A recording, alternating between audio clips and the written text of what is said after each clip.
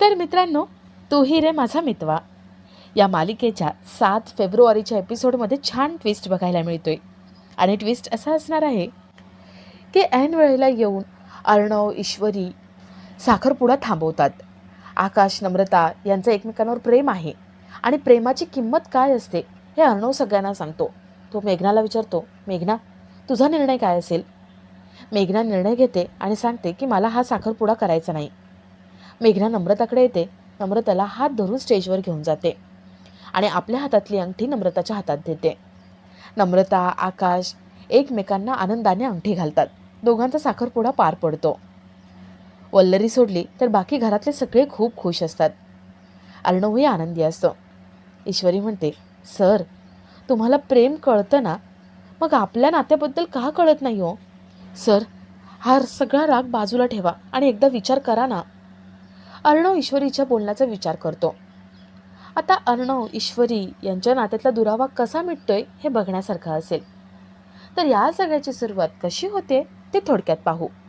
तर मालिकेत आपल्याला असं बघायला मिळतंय की घरातले सगळे साखरपुड्यासाठी थांबलेले असतात. सगळे अर्णव, ईश्वरी यांची वाट बघत असतात. पण वल्लरीची मात्र खूप घाई चालू असते.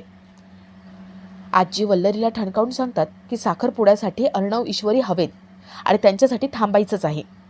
वल्लरीचा नाईलाज होतो आणि तिला थांबावं लागतं. तर इथे ईश्वरी नम्रताकडे येते.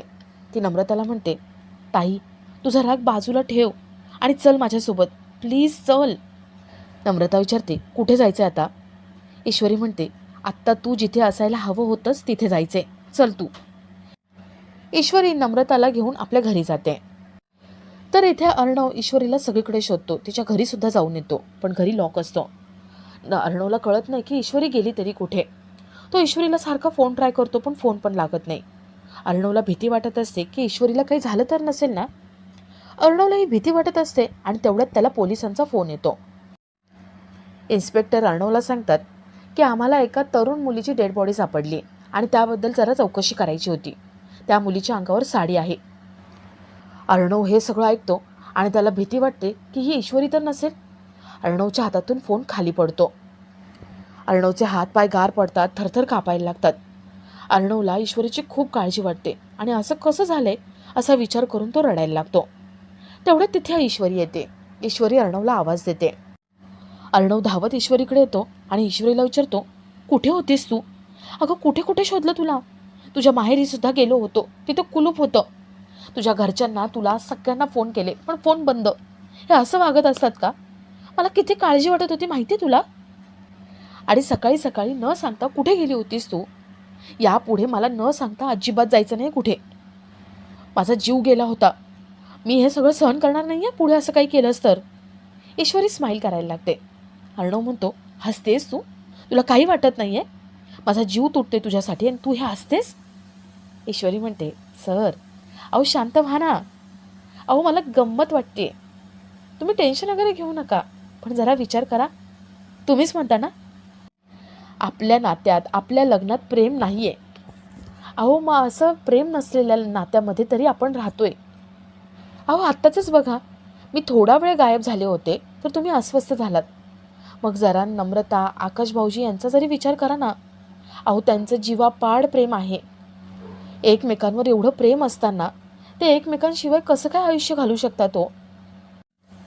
जगायचं जरी म्हटलं ना तरी ते जगणार नाहीत.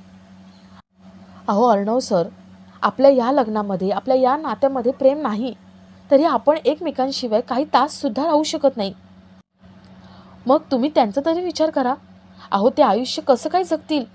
आणि जगले जरी तरी त्याला आयुष्य म्हणता येणार नाही हो. त्यांनी प्रेम केलं आहे, गुन्हा केलेला नाही आहे. तुम्ही कसली शिक्षा देताय? अर्णव सर जरा प्लीज त्या दोघांचा विचार करा. अर्णव समोर बघतो, त्याला नम्रता दिसते. अर्णव नम्रताला म्हणतो, माझा प्रेमावर विश्वास नाही आहे पण तुझा आहे ना, चल आता हा विश्वास मी हरू देणार नाही.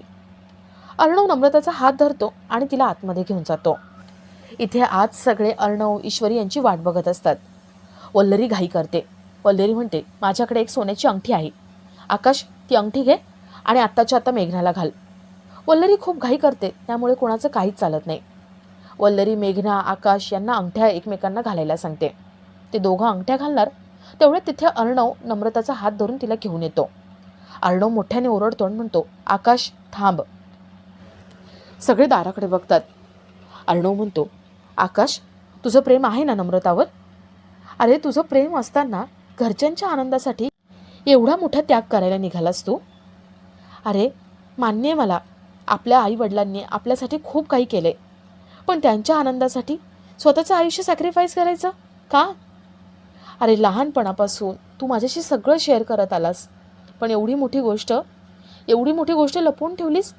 एवढा मोठा निर्णय स्वतः घेतलास? वल्लरी अर्णवला थांबवायचा प्रयत्न करते. वल्लरी म्हणते, अर्णव हे बघ. अर्णव म्हणतो, मामी नाही हा, आता कोणी काहीही बोलणार नाहीये. प्रश्न या दोघांच्या आयुष्याचा आहे. अर्णव मेघनाला म्हणतो, मेघना, आकाश नम्रता यांचं एकमेकांवर खूप प्रेम आहे आणि आता हा साखरपुडा झाला ना तर 3 आयुष्य बर्बाद होतील. म्हणून प्लीज एकदा या सगळ्याचा विचार कर. मेघना, आता डिसिजन तुझ्या हातामध्ये आहे.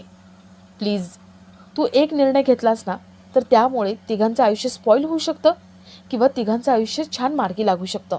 आता तू विचार कर. मेघना आकाशला म्हणते, आकाश तुझं नम्रतावरती प्रेम आहे हे तू आधी सांगायला हवं होतंस ना, म्हणजे हे पुढचं झालंच नसतं. पण ठीक आहे, तुमचं दोघांचं एकमेकांवर प्रेम आहे ना, ठीक आहे. मला हा साखरपुडा करायचा नाही. बाबा नाही करायचा हा साखरपुडा. वल्लरी सोडून बाकी सगळ्यांना खूप आनंद होतो. आणि आपला आजचा हा भाग इथेच संपतो.